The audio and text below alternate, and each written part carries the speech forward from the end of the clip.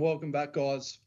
Another episode for the Bathurst Giants. We've got Mick in the middle. He'll be joining me and Kobe on the far left, and I'm Lachlan Munns. We're just going to have another chat about particularly this week's game. We've got Mick. He's our head coach. So what do you reckon, Mick, this week?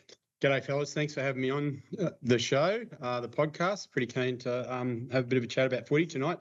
Well, look, I'm pretty positive about this weekend. We've had a good layoff the last couple of weeks. We've just the way that things have gone.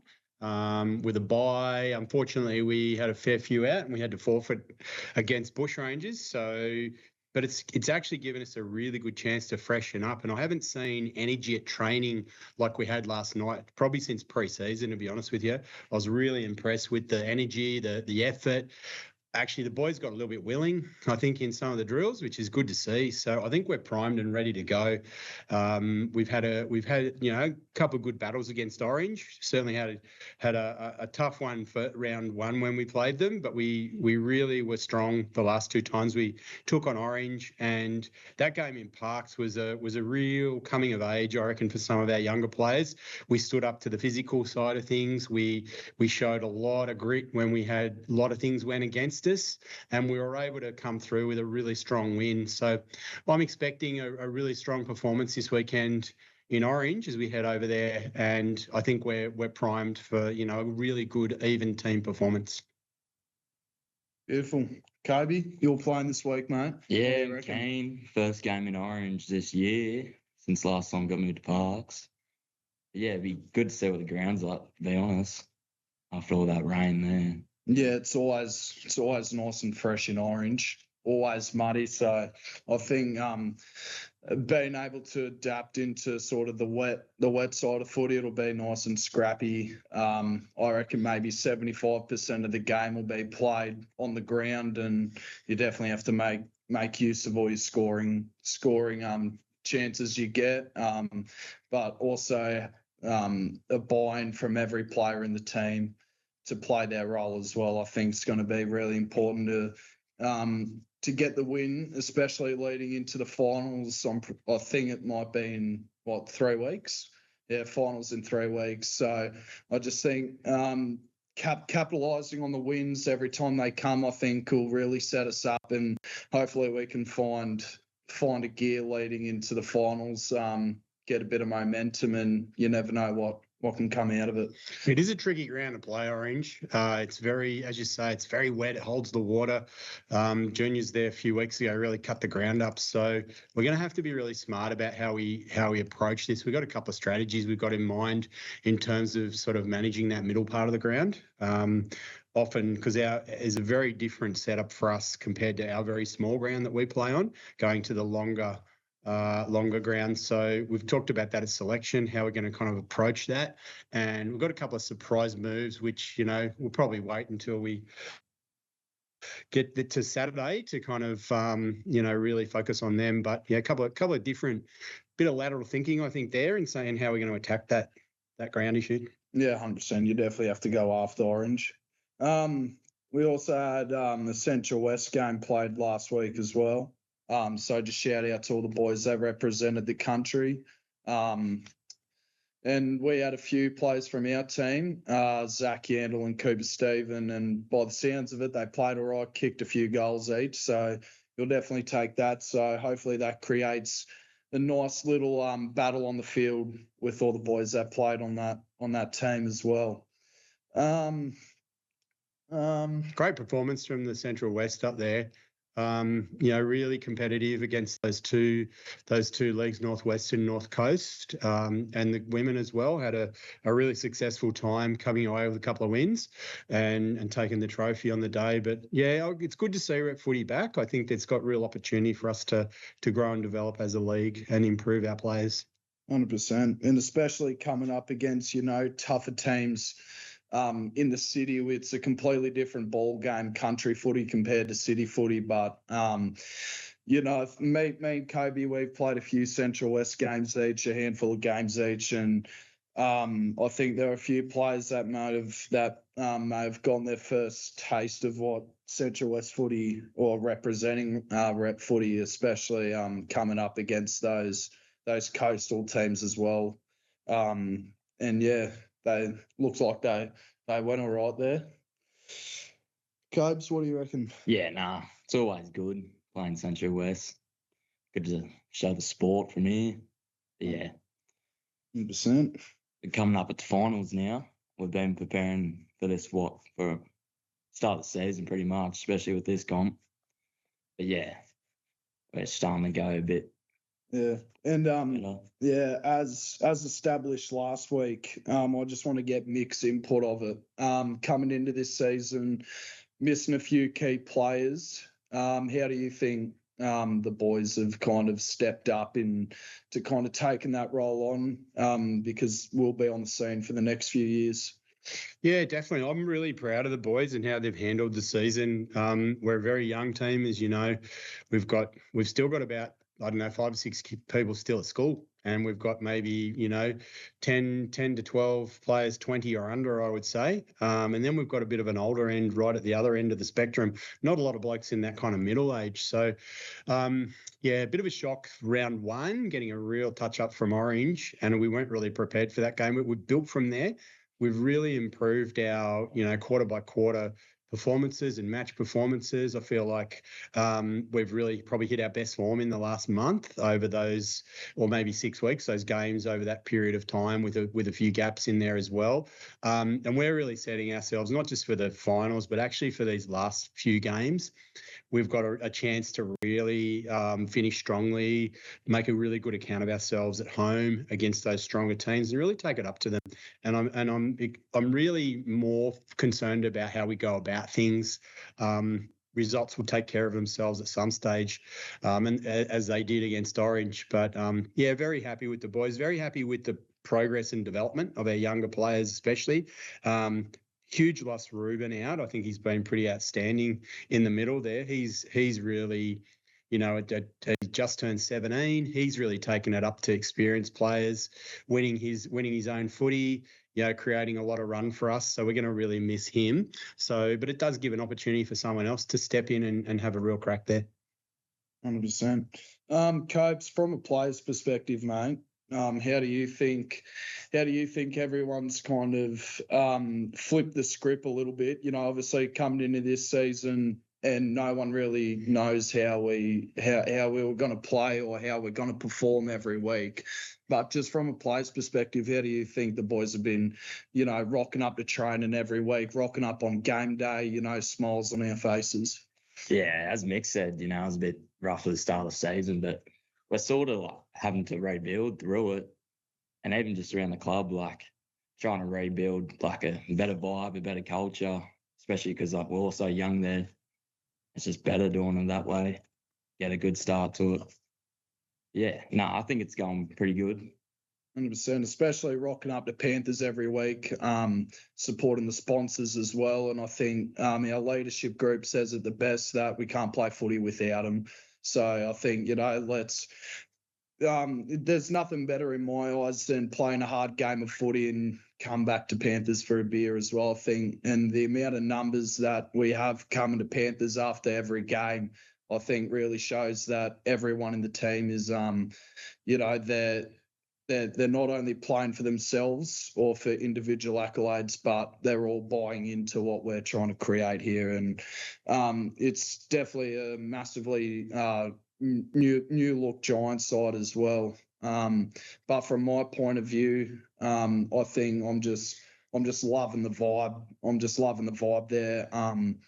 Wasn't really sure if I was going to play this year, but gave Mick and Sam a text because just the thought of not playing footy, and I definitely haven't regretted it as well. Super pleased you made that decision, Lockie. You've been a really great contributor for us this year, as have you, Kobe, actually, and both of your development this year has been really impressive. I agree with you on that vibe. I've been involved in the club for a long time, as you know, as a parent and as an assistant coach. And my work with the women's team, I was there kind of still supporting and watching the men, and back at the club afterwards. I honestly believe this is the best kind of the best vibe we've had for many years, the best culture, the most enjoyment. I know you guys really all get on. You have a laugh, you have a joke, you take your footy seriously as well. So we play hard. We don't muck around on the field, but there's plenty of laughs, there's plenty of fun, and really at the end of the day, that's what it's about. It's about, those connections you make with people. It's about the enjoyment you have. And I feel like that, we're in great shape if we can keep this group together, or the bulk of the group together moving forward. That's always a real challenge for us. We've being such a young team and such a young club for many years, we've had so many of our players move away from this kind of regional centre to other places to play footy and to go to uni and work and things like that. So it's a matter of, building with what we've got, and then attracting people. And if there are people out there interested in the game and want to just have a fun time with a bunch of great people, then this is a fantastic club, and I'd really recommend it. And also, a key part of creating a successful team is obviously the junior bases. How is from a coach's point of view, how have you and the leadership group, or whether it's you, Mick, you or Redo or Sam or whatever, how have you guys sort of been going watching all the juniors games? Are you licking your lips at some of the players that you're seeing, or? Well, I sent your mother a message tonight saying I was pretty happy to see Isaac at training, actually, your younger brother. I think that, we look at that age group and what a talent, not only him, but there's a number of players in that kind of 13, 14 age group that are just absolutely dominating, and they are going to be seriously good footballers in a couple of years. I think, unfortunately, probably the older age groups have dropped off a little bit at a league perspective, and that's probably impacted us, and that's going to impact us for a short while, I think. But we will recover from that because we've got lots of talent coming through. You look through from the 14s, the 16s and 17s that we've got through the 14s and into the 12s. There is so much depth there. And it's actually really pleasing as well, because our youth girls have really, they've been reinvigorated this year. So we've got a really young, so we're looking at getting our women's side back next year with a mixture of sort of younger players coming through. But it'll be a bit like the men's side, there'll be that young talent and some of those older players as well. So I think that's something to look forward to as well. But I really think the club's done a great job promoting juniors. Juniors are absolutely the heart and soul of our club, and it gives us a future. And, I really encourage the other clubs in the league to get on board. Sunday juniors is the way to go. That's how we've been able to recruit, lots of players from other sports to come on board. And once they get here, they kind of really enjoy it, and they get better, and they perform well. 100%. And obviously over the last few years, We've had people go to uni, or they've chosen other sports outside of AFL, or they've just moved from place to place or whatever. So what's kind of like the strategy there, where some of the certain players in the current team, whether they're in first grade or whether they're in under 17s or 14s, how are we going to try and, lock them up here for as long as we can? Like, obviously you don't want someone picking rugby union over AFL because AFL's a better sport. But how are we sort of prepared to kind of overcome that?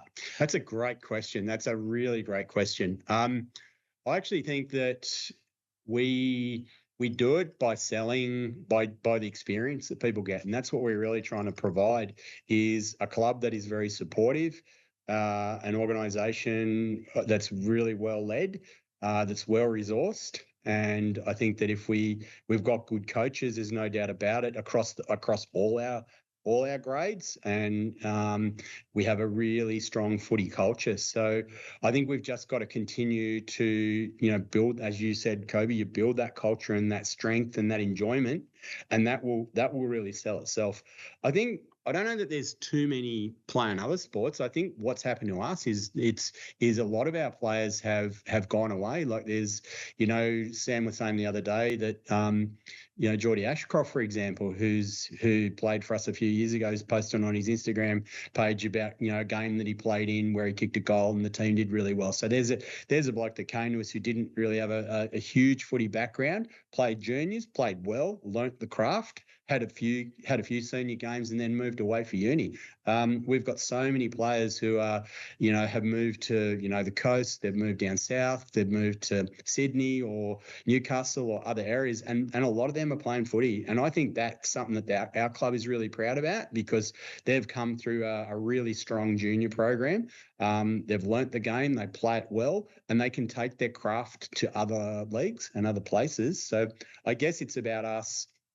Yeah, like I said, making sure that people who are in town, we're looking after them and they feel like they belong and they're connected to the club. And we've tried to do that with some of our events. So, we've had a couple of really fun nights. We've had some, we've had the bus trip. We've had a few different sort of trivia nights and things like that. We've got a darts night on this week, and that'll be pretty great with the dynamic duos. So 100%. I feel like we're catering for lots of different kind of, interests and groups. And I think one thing about our club is we don't put pressure on people. Like it's be you, come for a while, stay all night. If that's what you want to do, you're welcome to just come and be yourself. And I think that's a real strength of our club. 100%. Kobe. Yeah. All right. We're both Central West. We both played Central West. We both played academy games. Yeah. Doing all that training and being around, arguably better players and arguably stronger coaching with stronger programs. How do you think sort of being in around that scene throughout our whole junior careers has kind of taken effect on us to have an impact on first grade? Yeah, no, it was really good, actually. To be honest with you, when I first got into the academy, saying that, he's come up with all these better players, you feel a bit exposed about it. Yeah. You go, oh, maybe I'm not as good as that. Yeah, 100%. But yeah, it all comes with time and training and all that. But yeah, 100%. My take on it personally is we briefly touched on it last time, but I've come from a very strong rugby league and cricket background. So I've never, because my whole family didn't really despise of AFL, but we never really had it on the TV as much. But when I first rocked up to watch one of my mates play in under 12s, they were short on numbers, and then Mick was the coach, and he threw me a jersey and I just put it on and then instantly fell in love with the game. And then I think I may have played 2 or 3 games before I played Central West. And at that point, I was only taught to play AFL to catch the ball and kick the footy forwards. But I didn't really know anything structural or positional wise, where if I was playing in the midfield, I was just told to be wherever the ball is. And that's, I think, keeping it simple like that, where you're not really thinking about anything else going on.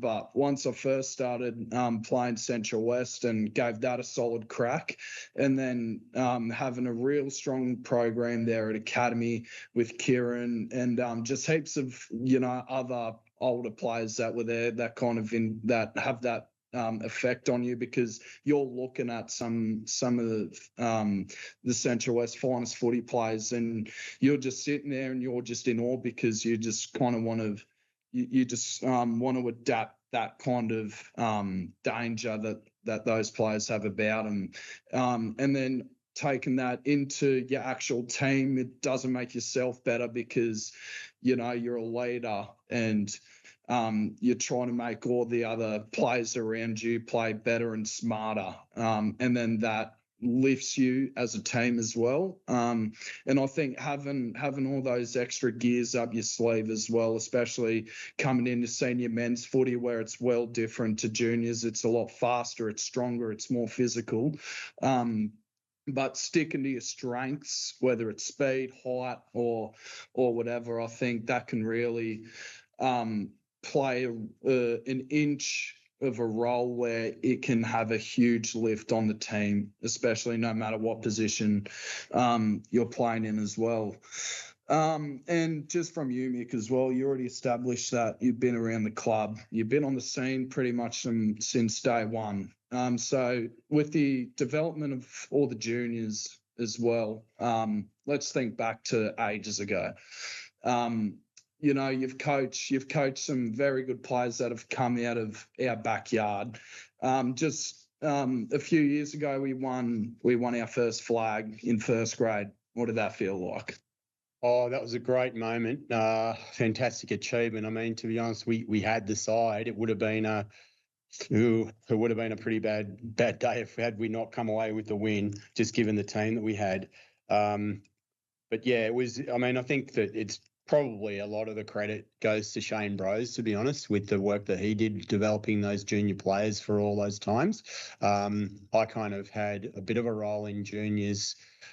Sort of after he'd gone through, but a lot of the players he'd coached. So, yeah, I feel like it was very much a homegrown side. There were a few people that hadn't been juniors, but they were the minority of our side. So, and guys coming back to play and guys sticking around in town.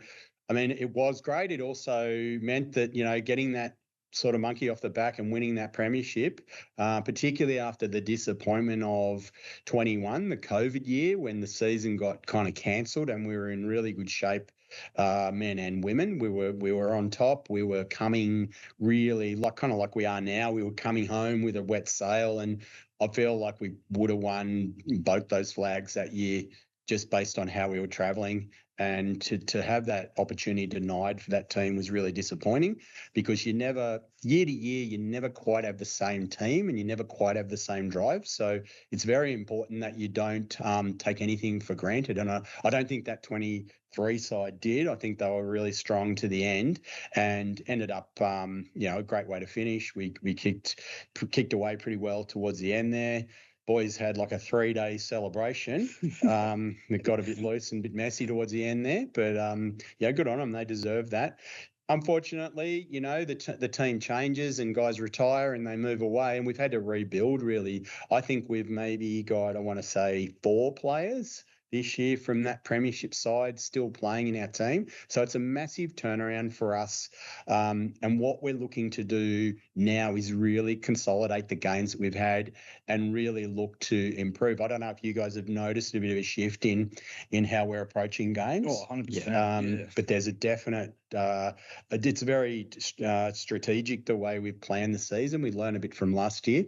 And, even like I said, the physical battle, I was really impressed that we stood up to Orange and their physical pressure, and we were able to handle that. And I wasn't sure, how we'd go with such a young side. So we're building a game plan that will carry us forward into the next kind of phase. And that's very deliberate, but we have had to make a few adjustments because some of the things that we wanted to work haven't quite worked as well this year as we wanted them to. So you make adjustments on the run, but like I said, Ruben's been strong. Sam Kay as well is another player I think has really taken that next step, that leap forward. Yeah, for sure.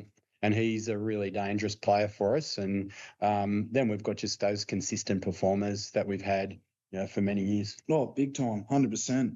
And also, obviously, back to when we started, the first question was just about the expectations and, all the missing players that have come around. Obviously, being there over pre-season and over training with the current leadership group, how big of a step forward do you think they've taken into getting around all the young boys and the expectations that you've laid on their shoulders for the playing group? Yeah, I'm really impressed with our leadership team. I mean, I think Jim Worthington, such a shame, injured in the first game. He comes to every training. Yeah. He's having a chat to the fellas. He's a great positive role model. He's really stepped up, and I've really been impressed with what he's done off the field. Disappointed for him because I think he would have had a good year playing in the guts this year, and I think he would have been a great player on field, but he's been a great leader off field. I think Sam's really stepped up to the mark. He's probably not always the most vocal bloke around the club, but he's really stepped into that role. And Zach, I think, has been a great addition as well. Oh, 100%. Like Zach is a, I don't remember Zach missing one training. We started training in November. He was a little proppy, having had the knee, the 12 months off with the ACL. He came back, and I was actually wondering in November whether he'd even get on the field. But the work he's put in, he's super fit, but he's got a great footy brain. He's working in that space. So, and obviously Stu as well. So Stu coming through as the Resis coach last year. He's a really key part of our leadership team, and we've got Brad and Brody as well, who are part of that team, who kind of contribute in their roles as well and offer some input as well. I mean, obviously Brody's been away now for a few weeks. He's coming back, so kind of look forward to having his presence around the club again. But yeah, it's I think those, you guys probably have a better idea as players the role that they play, but I think you'd feel pretty confident running out on the field with those leaders. And then when we throw in other players like Will and Lindsay and Ollie and Henry as well to give us a little bit of a physical presence. I feel like there's a lot of support. I think Emmett's been outstanding this year. It's probably the best year Emmett's had, and I think he's really led from the front in many ways as well. So that, and James Kennedy probably another one as well. So just that older brigade of players who are like in that 30 plus bracket. They're not so much in our leadership team formally, but their leadership is evident every time you guys take the field, I think. Yeah, which leads me to my next question, Cobes. From a player's perspective, mate, how impressed are you with the leadership group? I'm actually amazed by everyone, like all the older boys, the way the young boys have carried themselves through it. But yeah, they've been massive for us this year, especially with this young team. But yeah, it's been real good. And also, we know pretty well about, that step up from 17s, but, boys like Ruben, Sam, Cal, who haven't really played as much resi, so they didn't really get the proper taste of senior footy. Coming through 17s, I think it's a big step from 17s into first grade, because you could be the top player in your 17s team, but coming to senior men's, you kind of have to take that backward step just so then you can kind of adapt into the game and you can play around all those other key players around you. So how have you kind of how did you handle yourself after you aged out last season and, this is your first proper real season in senior men's footy? Yeah, well, at top age of 17, so last year, like normal, what we used to with the reserve grade, run your top age 17 through there, build some confidence in that, which I got to do, which was actually really good for me, I reckon. It's what I needed. And then towards the end of the season last year, Mick asked me if I wanted to have a game first grade. So yeah, started doing that and then held a spot.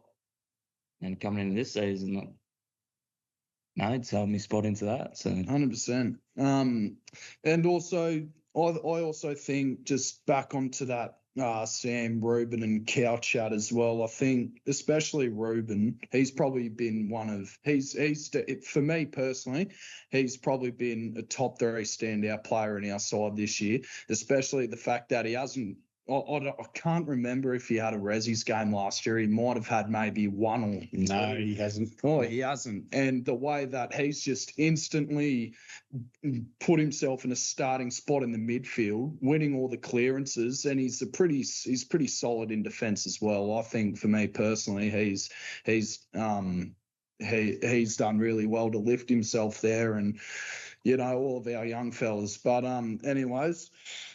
Just away from the Giants chat, fellas, let's talk professional AFL. Obviously, the end of the season's coming up in the professional league. My question is, and you probably know it, are we talking Nick Dacos Brownlow this year? No.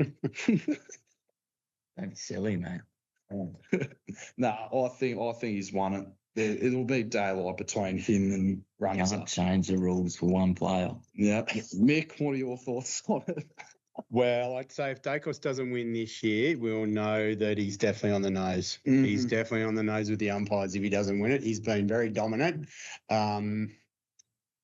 Has Collingwood won enough games though? Maybe that's something he maybe it's hard to get those 3 votes when your team's not winning as many games. So that could be the only thing that goes against him. But I do believe, I know you disagree with me, Kobe, but I do believe he's an outstanding player in the whole competition. He really just kind of operates at a different level to everyone else. 100%. And even I think me and Kobe were talking to each other in the preseason about, the teams that we're going to have a good look on this year. But far out, Freo have come out of the fireworks, haven't they? I think it's pretty unexpected, to be honest. I'm not going to lie, especially, signing that Mason Cox as well. I genuinely thought they'd be lucky to scrape into the A. How do you go from a family that doesn't watch footy to supporting Collingwood? Oh, mate, you have to ask me, old man. That's another chat. Jesus Christ. Yeah, but I think if you look at the Freo team, they're balanced across the entire field. They've got strong winning. They don't really have a weak link anywhere. I feel like maybe they've underachieved the last few years, perhaps with the talent they've got, but they're also probably burning from those near losses. They got knocked out by Suns last year. I think they got knocked out the year before. Was either the first round of finals or perhaps the last round of home and away, so they've been thereabouts, but just not able to make that leap. Big fan of Josh Tracy. I really love the way he goes about the footy. But they're a very balanced side. Yeah. But Mason Cox looking to be on track to be a dual premiership player. Well, do you reckon coming into finals, Freo have those big game players that, because they won't have the Dacosses or the Dangerfields I running reckon you've around. seen them all year. Well, you've seen Paul Tracy. Yeah. You've seen Andrew Brayshaw. You've seen Sarong. But they haven't really played much big games. Luke Jackson. I'll definitely be barracking for them if they're not versing Collingwood. I'll definitely be on the back of Freo. I'd like to see him win it. I think you can lock them in for a grand final spot because they'll get that first.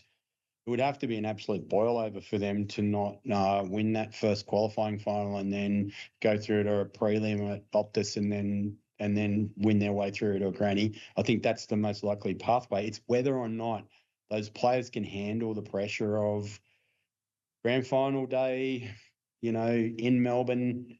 Very different, but I agree with you, Kobe. I think they've actually got the game plan. They're not flashy. They don't play a kind of an uncontested brand of footy. They're very hard at it, and they've got those blokes that can win the footy. I think you'd be stupid to go past them right at this stage. 100%.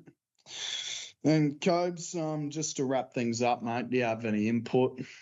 Anything to add? One question for Mick, actually. So when the club first started in 2014, did you ever think it would get to this far and what were achieved in juniors and seniors? Yeah, I wasn't sure whether we'd even be able to get a senior side, to be honest. I mean, I guess I wasn't directly involved in setting the club up, but I was certainly involved in the conversations when the Giants formed. I knew at that time we had great coaches and great organisers and great kids, in fact. And I know that once the coaches kind of left to form the Giants, most of the players came across, and then it was a case of how do we build a club from that junior base.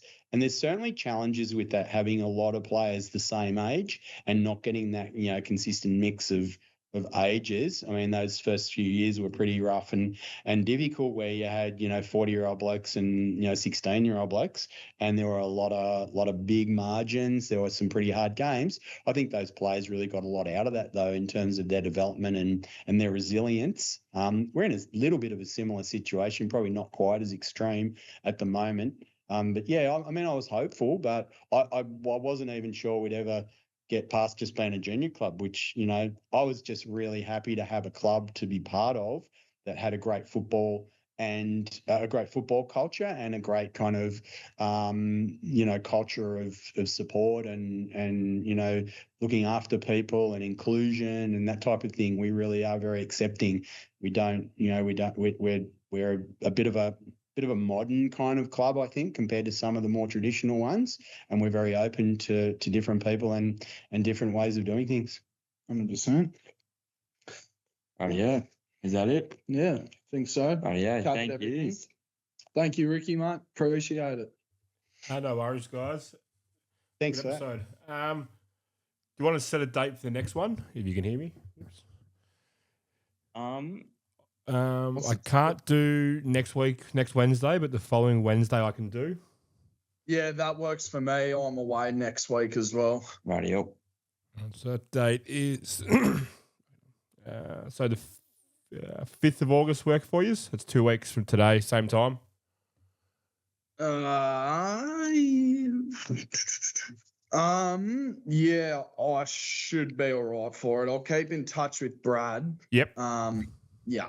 At this moment, works for me. Sweet. Well, I'll put it in my calendar and just get Brad to just confirm with me. Even the day before, it's fine. It's not an issue on my end. No worries. All right. Easy. So easy, fellas. Well, thanks, Val. I'll cut this up and get this sorted. Really appreciate it. No worries at all. Beauty, fellas. Enjoy your night. Yeah, you too. You too. Thank you.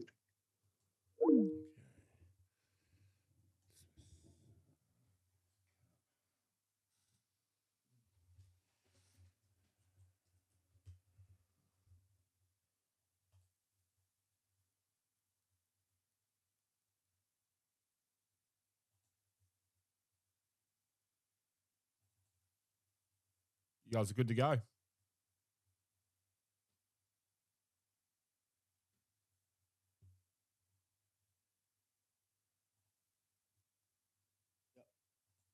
Yeah. Well,